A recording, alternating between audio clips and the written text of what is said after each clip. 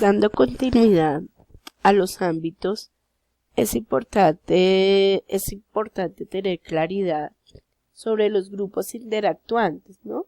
Es un grupo que ya tiene una realidad específica, que son organizados, que hay un proceso más sistemático, más estructurado.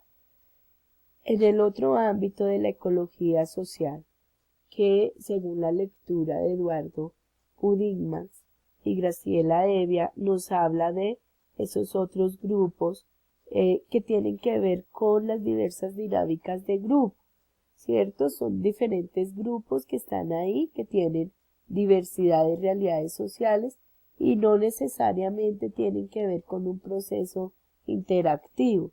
Ese proceso interactivo que debe ser juicioso, de encuentro permanente, donde hay un cronograma de trabajo, de encuentros, no necesariamente. Aquí se tiene en cuenta, por ejemplo, el profesional social, recoger esas experiencias, recoger esas dinámicas, recoger esa información relevante que le permita al profesional en su práctica no permanecer todo el tiempo en él, sino llevarlos a otros niveles o a otros ámbitos. La lectura de hecho nos hablaba, por ejemplo, de las denuncias, que ahí podemos hablar desde los mecanismos de exigibilidad de derechos de las poblaciones, por ejemplo, los derechos de petición, las acciones de tutela, las acciones populares, ¿cierto? Cómo los llevamos a otros niveles, es decir, a otras instituciones que le permitan generar pues esos procesos de servicio, de ayuda y de alguna manera de aprendizaje, y ese aprendizaje llevándonos pues a un proceso de cambio. También vemos, aquí es importante con este ámbito, con otros grupos. Aquí cuando hablamos con otros grupos, estamos hablando de grupos que no son, que no están del todo organizados, que están ahí, que se reúnen para ciertas situaciones, para generar ciertos diálogos, pero no están tan formalizados y no son reconocidos propiamente dentro de la población. Entonces, aquí estas comunidades tienen alguna, o estos grupos tienen algunas situaciones muy similares, ¿cierto? Y necesitan que aquí estos otros grupos no reconocen esa realidad social. Por eso hablábamos de que el agente externo, que el profesional social lo debe llevar a otros niveles como las instituciones. Aquí el trabajo se puede realizar en otras comunidades que estén en situaciones similares para que puedan de esta manera incrementar la reflexión sobre sus condiciones que enfrentan, para de pronto vislumbrar un poco las soluciones y ampliar un poco los horizontes de esas realidades sociales. También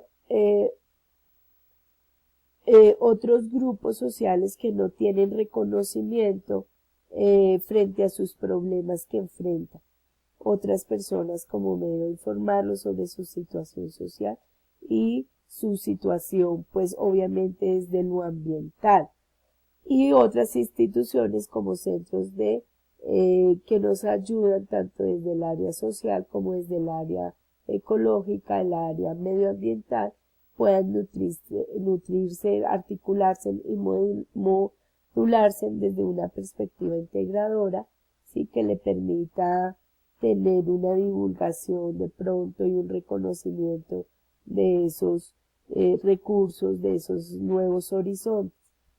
Aquí es importante dentro de la categoría de esos otros grupos, es importante incluir un poco cómo está conformado desde su estructura política, ¿cierto? Es decir, por ejemplo, esos grupos minoritarios, ¿cierto?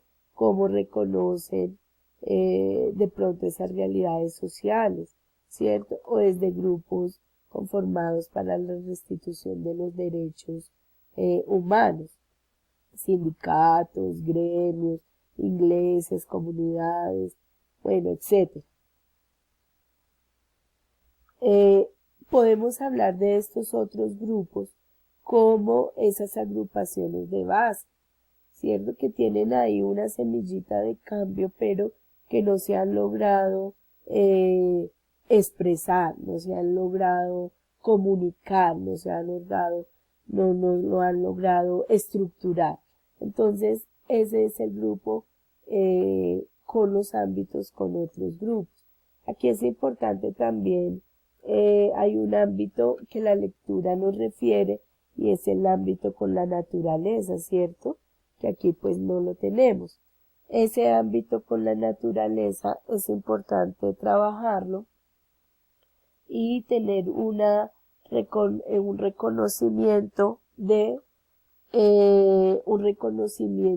ese entorno, ¿cierto? Y empezar a trabajar desde esa educación social, ese respeto, ¿cierto? Por el entorno, ¿cierto? Y aquí el ecólogo o el trabajador social debe conocer cómo está la estructura de su territorio, cuáles son sus recursos, cuáles son los beneficios que pueden llegar a las comunidades, a los grupos interactuantes, otros grupos como las iglesias, como los sindicatos, como las agremiación, como los gremios o como grupos que están conformados por derechos humanos o grupos de minorías como los afrodescendientes, entre otros.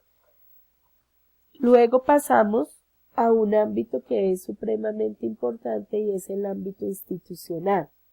Aquí el ámbito institucional tiene que ver también con esos grupos articulados y aquí empiecen articular las lecturas que tenían de las exposiciones que íbamos a realizar, pero que ya no las vamos a realizar, sino que vamos a desarrollar pues otros tipos de ejercicios.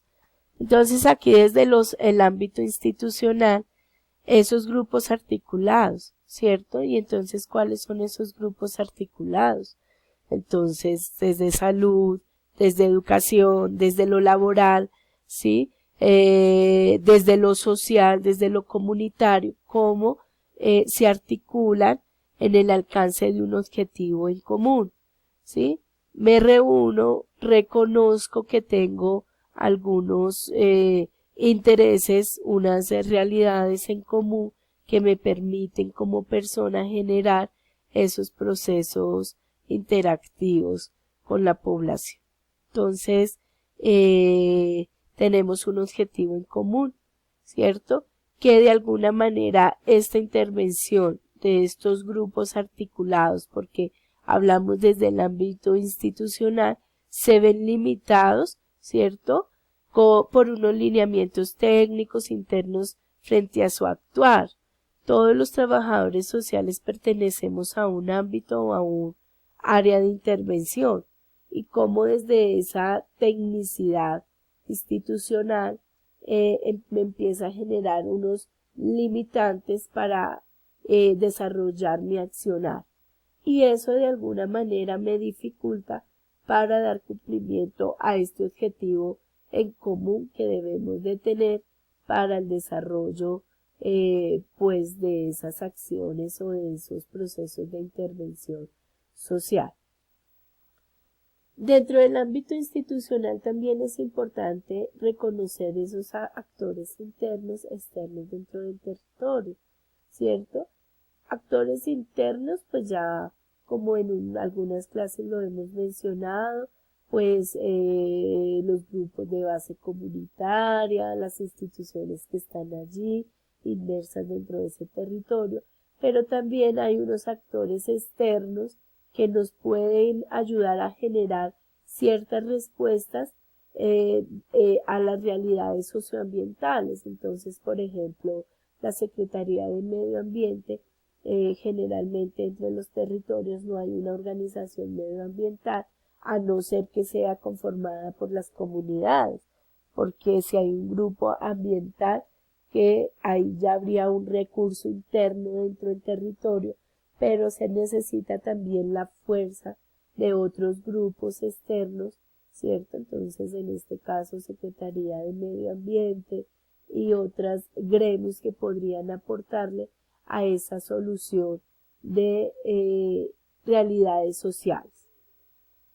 ¿Por qué hablamos desde el ámbito social y desde la salud? La hablamos porque desde la salud, desde lo ecológico y desde lo medioambiental, no debemos de reconocer la salud no solamente como el problema físico o como la enfermedad física, sino debemos comprender la salud desde esa interpretación que tiene con el entorno.